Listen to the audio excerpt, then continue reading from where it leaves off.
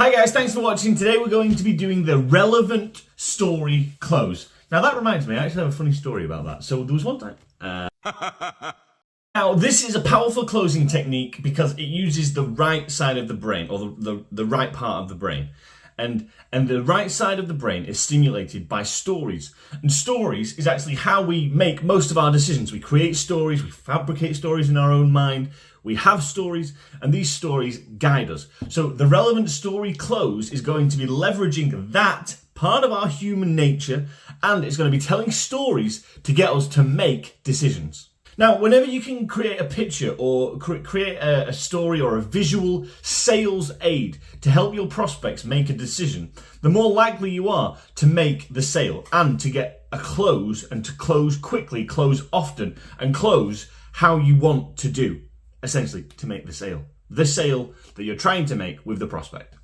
And by making stories, you can stimulate the prospect to buy. Now, people will remember the story about a product or service for years, but they'll forget the sales pitch and the hour-long, lecture that you did talking in, detail about the products and services. So number one, don't do that. Don't show up and throw up. Turn up and learn up. It kind of works. And what you're going to do is you're going to be asking questions throughout to help you understand if you'll get on the right track. If you're not on the right track, get on the right track, and then you're going to use these closing techniques and these stories, the relevant story close, to close your prospect and to get them to their buying desire and then close them. That reminds me, I actually have a funny story about that. Now, you can use a relevant story close when your prospect's struggling to make a decision, or you can use it throughout the sales presentation. So for instance, I bought the Samsung Galaxy Fold 4. Now, if your prospect can't decide whether they should get the top of the line model or the bottom model, and they might say, oh, you know what, I'm leaning towards the bottom model or the lower price because it's more in my price range.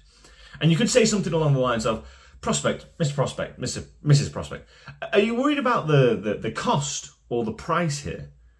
And they might say, the cost or the price, what do you mean? You say, well, there's two things that you can be concerned about here. You can either be concerned about the price, which is, £2,000, £10,000, £200,000, or you can be concerned with the cost. Now, the cost will be over the lifetime of how long you own the thing for. How long do you think you're going to own this product for? They might say years, at least 10 years, 5 years, 1 year. Whatever that time period is, say it's a year. You say, okay, well, if this product is, £1,000 and you're going to own it for a year, that's about, £80 per month. So the difference between the lower option and the higher option is, say, £50 a month.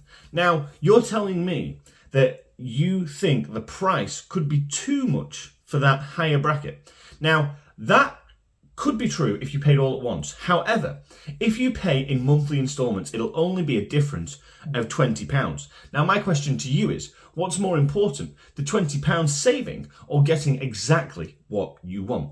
Now, I can tell you a story about how I bought the Galaxy Fold 4, which is hands down my favorite filming device. I'm filming this on it. It's by far my favorite editing device. I edit all my videos on it.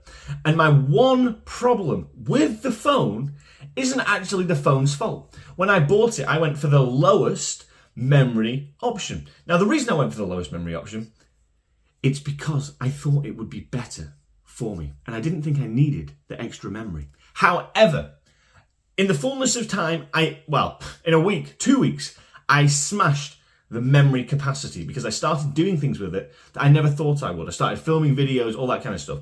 Long story short, the only problem that I have with the phone is that I didn't go for that top model, and that bugs me on a daily basis. Now, the difference between the bottom model and the top model over a 3-year period of time is something like £10 a month, £5 a month, something ridiculous. Now, if you ask me, do I wish I would have paid that and got exactly what I wanted? The answer is yes, I do. So my question to you is, do you want to get exactly what you want, or would you like to make the saving?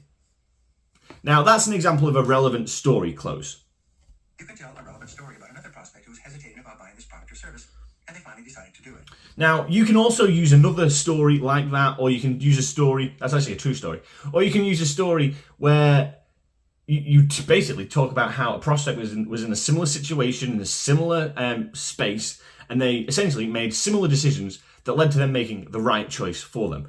Or you could lead with a story about how somebody didn't, like I say, do exactly what they wanted to do, and how it haunted them, how it hurt them in the long run. And that actually could be a better motivator, because people are more motivated to prevent loss, essentially losing out on the best deal, than they are to get the best deal. So, messages like, don't miss out on the perfect phone for you just because of a £200 initial fee. Make the price, if price is the issue, make the price seem small and the value seem massive. Build that value into the conversation and continue to essentially help the prospect see why your product solution is worth the price. And it's also important to think about price versus cost. How price is only a one-time thing, but the cost over a lifetime, it'll reduce. Or if you make the wrong purchase, it'll be a massive mistake. So anyway, thanks for watching, guys. Don't forget to like, share, and if you like this kind of video, if you want to see more closing techniques, more sales tips, and more conversations about audiobooks, hit that subscribe button, guys, and we're on our way to 10,000 subscribers. That's the goal, and the next goal will be 100,000, and we're just going to go up from there. 1 million. All right, guys, thanks for watching. See you soon. Bye. Hi guys, thanks for coming to my channel. This is where we're going to be looking at audiobooks and how we can improve what we can do and what we can learn from some of the best audiobooks in the world. And I want to let you in on a little secret. If you're not a fast reader, I'm not either. And what we're going to be doing is we're going to be conquering that with audiobooks. We can listen to the audiobooks. I'll show you how, and if you have any questions, let me know. So let's get into this. I look forward to going on this journey with you.